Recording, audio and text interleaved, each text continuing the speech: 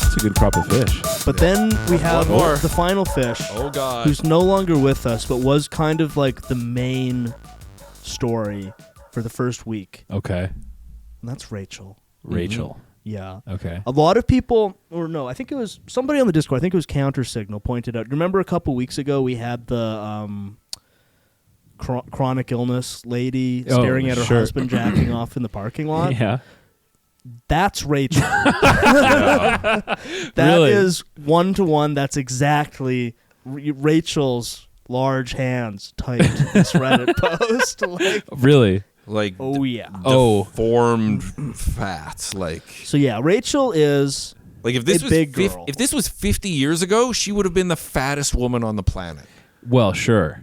I would. Yeah, that makes sense. Like growing up, this Big was up. you would have gone to the circus to see a person like this. Yeah, back when Homer Simpson being 260 pounds was like cartoonishly overweight. Yeah. That he stood on the scale and you at home were supposed to be like, that's insane. She was the big story Right. of the first week. So she's like a staring at my porn addict husband lady. Kind of. I mean, she's got think of a chronic arrives- illness.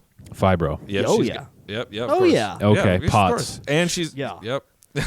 And she's got the medication for it. Yeah, so she 16 suitcases, was it? she came What? in Was it with like- an insane amount of stuff. Just like bag after bag after bag. It just kept going. 16 suitcases? Like they had to bring in her CPAP machine, her fibro medication. She has skin lesions because she's so big she can't wash herself properly, so she has to have special medication for her lesions. Which, I mean, at that point, God is trying to kill you. Your own body is. Well, and Yeah. she came in, and this is, I think, an archetype probably many people have encountered. She's like the big girl who has like the giant clunky libtard glasses sure. and like a kooky like cowboy hat or whatever. Shin And- like an avalanche, and- just yeah. like fucking. She kept getting TTSs telling her to keep her chins up. Classic. But So she classic. comes in and like they have sort of these like day one interviews. They do like a one-on-one thing. Okay. And she, again, this is probably an archetype people are familiar with, immediately starts like trauma dumping. Oh, wow. Like and that is not a good strategy. No, that's crazy. Well, there's also this backlore that she's some like super fan, and she's been like sending them like hundreds of emails with her like show ideas and like wants to wow. like work for the show. Oh, One of her wow. things on the introduction was sends us lots of ideas for the show. Oh, wow. Yeah.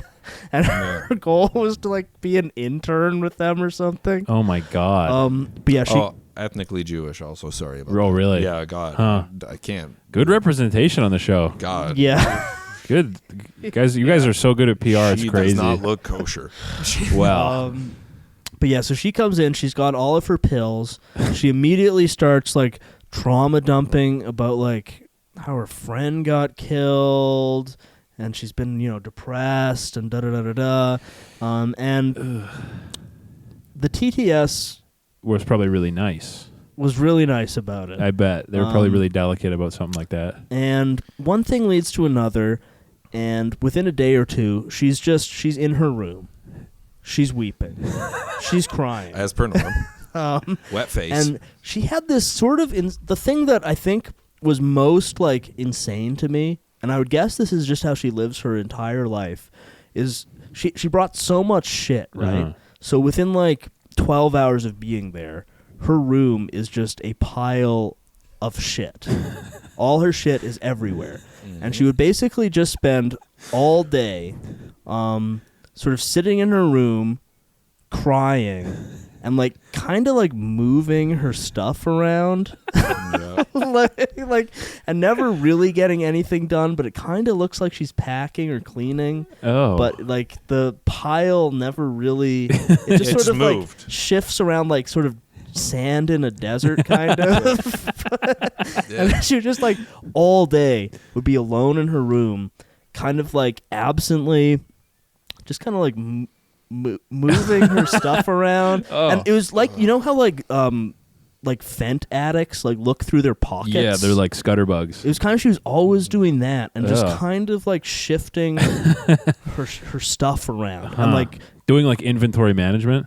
Yeah. Big inventory Doing management. like stalker inventory management where you're just sort of shuffling guns and shit Yes. around. Oh, Yeah. okay. And this is while TTS is like calling her fat, oh boy. joking about her friend who got killed. Oh my God. Like basically she gave, it's like on the initial interview, it's like she took a loaded gun and like handed it to him. Like, these are all the things that'll make me cry. Jesus Christ.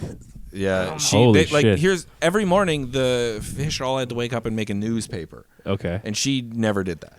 Oh. Like she was just like, I don't want to do that, Oh. gave and then she just her- didn't participate in anything. They gave her Rachel immunity, so she could have stayed. It's probably the only immunity she has to anything, given she how many. Pretty immunocompromised. Yeah. She would have been immune to all challenges and could have just stayed till the end. Oh, but she didn't. No, she's gone already Oh, why? because Fibro. She could have stayed till the end of the whole way, like the whole way through without doing yeah, anything. they gave her total immunity to all eliminations Because she's like so funny. Because people were spending so much money calling her fat. Yeah, because Oh. people really like ragging on her. Right. And Yeah. it was one of those things where I think the audience was misguided in this because everybody hated her, right? Right. Which is like, well, yeah. Of course. I But- hated her a lot. But I think they misinterpreted the fact that they hate her with the fact that she's like entertaining. Right. Because like, where else are you going to get an inside look into how like a total wreck, big fat fibro lady lives? Yeah, you're never gonna see that. Because like when I saw her like shuffling her stuff, it's like that's what they do. Yeah, I never knew that. that is fascinating. That's completely fascinating. It's like Yeah. getting one in captivity and being like, how does it reproduce? Yeah. Well, I think it's just like, what does it do without a TV? Like this is the first time it hasn't just been able Right. to sit there and watch TV. That and, like, might be smash why. Big Macs. That might be why she's doing the like puking on her own hands every 5 minutes. Yeah. Because she Yeah. doesn't have. And a then there phone. was a lot of like pill drama because Freddie stole some of her pills. Yeah, he stole some. like, he, take? he was like, "Can I get some Adderall?" He just walked up like a pharmacy. like he just wanted to take her pills. Stole Yeah, them. I think he stole some of her Xanax too. But I mean, listen, Freddie's not the type of guy you can leave your pills out around. No, They gave her a that's pill safe. a pill safe. They gave her 2 safes. But she forgot was the worried. combination, had to Yeah. cry and weep about it. She was like, "I can't leave my Holy. room because people will touch my stuff." All her pills. Her pills. So they gave her a fucking safe, and she still wouldn't leave the room. And there was a recurring thing because it's kind of like she's constantly like weeping and threatening to leave the show. Okay. I feel like she's the type who's probably threatened to like kill herself 1,000 times. Oh, sure. Follow up, baby. But like she was constantly like threatening to quit the show. Mhm. So like Jet and Ben would have to come up, Oh. and Ben would always like sit behind her and rub her back. It was fun watching him lose it on her, where he's like, "I have other contestants, and you take up 80% of my time. You're Oh, not she's even like- participating." She's in like the really show. high maintenance, eh? Oh Yeah. Oh man. Yeah. She's also a Satanist. Right. Oh, I really? forgot all about Yeah. that. Hey, and the Chrome Boys. I believe the Chrome Boys have a stance on that. Yes. Yeah, Against. Satanism. Yeah. It's basically. Oh, so that's why your life is bad. Right. She's actually again a perfect archetype, totally average, least fucked up Satanist. Most normal, most successful Satanists. Yeah. too. She's the one Arya walked up to and said, "I'm sexually attracted to all women, but I'm not sexually attracted to you. Are you a man?" based. Now it makes sense. Based. He And could he tell. said it in like the totally like neutral autistic guy voice. It wasn't him trying to get an own in. No, It yeah. was just him like the wheels in his head Yeah. moving like I don't I'm a- understand. I'm usually attracted to all biological females, but I'm not attracted to you. And then sort of like dot. He's like, you could probably look more feminine if you lost some weight. That's awesome. But yeah, she ended up leaving. Oh, At one point, she was sort of threatening to have her husband come in, and she was like, "My husband, who's 6'5", and it's like, "Oh, that's pretty scary. 500 pounds." It's like, okay. God. 6'5", 500. Yeah, and could he- you and he- imagine what happened? Their bed is like? Whoa. And he did show up, and I think that is accurate. He's like, 500. She looked pretty svelte when he showed up. Really? Wow. He was a big fella. He honestly seemed pretty cool. Huh. Just a big trucker guy who shows up in the TTS are he's like, "Oh, are those on all the time?" Aw, awesome. Yeah. Yeah, Just big fat job guy. And then they get in Yeah. their Prius and drive off. yeah. big fat. Well, let's no, be real. He showed up in a semi truck. Oh wow. Awesome.